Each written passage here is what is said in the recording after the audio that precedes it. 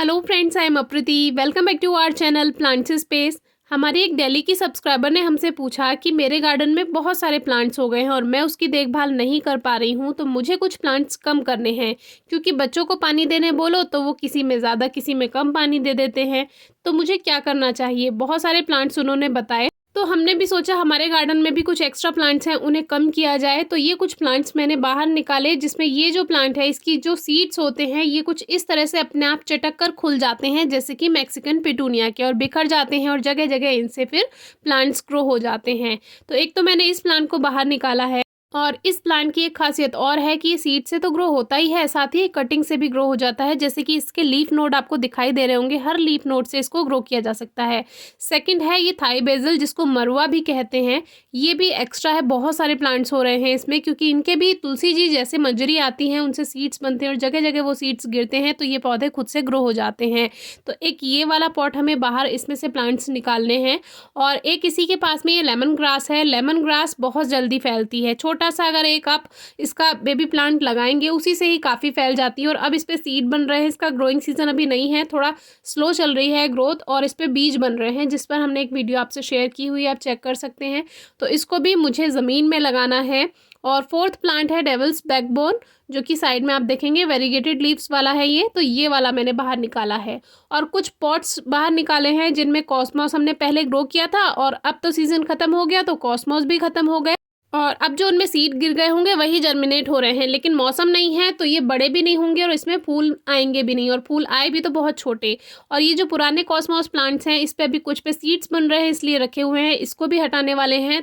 Enough के पौधे भी बेकार हो गए थे, लेकिन उनमें भी कुछ सीड्स अभी बच गए हैं, तो वो बन रहे हैं। तो हम सोच रहे हैं इनको कलेक्ट करने के बाद ही इसको हटाएंगे, क्योंकि जब रंगत बेकार हो जाती है पौधों की तो फिर वो गार्डन में अच्छे नहीं लगते हैं। इसीलिए सूखे वाले जो पौधे हैं उनको हटाते रहें।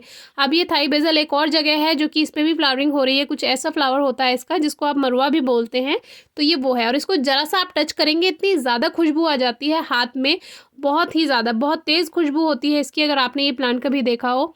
अब ये वैंडरिंग ज़्यू है, इसका भी आप एक ही पॉट रख सकते हैं, अगर जगह जगह है तो उसको आप हटा सकते हैं। ये देखिए कॉस्मोस के बहुत सारे प्लांट्स अपने आप ग्रो हो गए हैं, लेकिन वही ये फ्लावरिंग नहीं करेंगे, छोटे ही रहेंगे, क्योंकि सर्दियों में ये वाली वैरायटी ग्रोथ नहीं करती है, ये गर्मियों वाली वैरायटी होती है। और जो इसके पुराने पौधे हैं उसमें कुछ फूल आ रहे हैं, कुछ पे सीड्स बन रहे हैं, तो कुछ दिन बाद वो भी खाली हो जाएंगे, उन्हें भी हटा देंगे। नेक्स्ट ये मदर ऑफ थाउजेंड के बेबी प्लांट्स इतने ज़्यादा होते हैं कि जगह जगह अपने आप ग्रो हो जाते हैं, इनको भी आप कहीं बाहर ज़मीन में शिफ्ट कर सकते हैं। ब्लू एरेंथेमम, जिसको ब्लू सेज भी कहते हैं, उसकी जो कटिंग्स लगाई थी उसमें भी कलियां बननी शुरू हो गई हैं। जनवरी लास्ट फरवरी तक इसकी कलियां खिलेंगी और कटिंग्स भी बहुत सारी हो गई हैं। तो इस तरह से जो एक्स्ट्रा प्लांट्स होते हैं, यानी एक जैसे पौधे अगर आपके गार्डन में हैं तो उन्हें हटाते रहें और सिलेक्टिव प्लांट्स ही गार्डन में रखें, तो उससे सुंदरता भी बढ़ती है और आप सभी प्लांट्स का ख्याल टाइम से रख सकते हैं।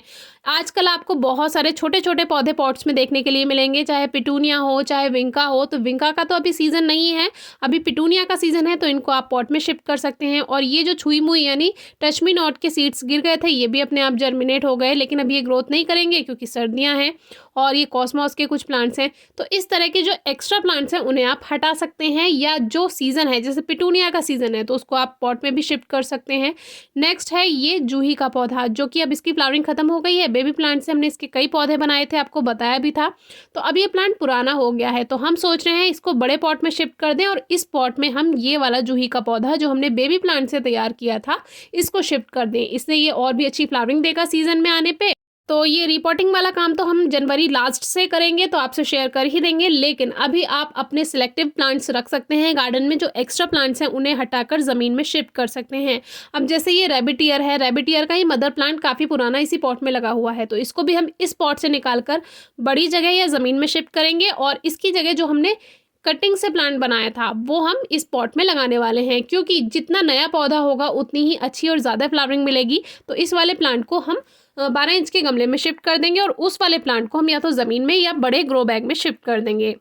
बाकी बल्ब वाले प्लांट्स की कई वीडियोस लगातार हमने शेयर की हैं। एक्स्ट्रा लीव्स को कट कर दीजिए जिनका ग्रोइंग सीजन नहीं है, और उनको आप सेव भी कर सकते हैं। ये है हमारा अम्ब्रेला पाम, जिसकी एक्स्ट्रा लीव्स हमने हटा दी जो बेकार हो चुकी थी, क्योंकि अब इन पे फ्लावर्स आने लगते हैं, पत्तियों में से बीच में इसमें फूल आने लगते हैं, तो इस तरह से ये पत्तियाँ पुरानी हो जाती हैं, तो उनको हमने हटा दिया है और ये फ्रेश लीव्स भी इसमें बची हैं।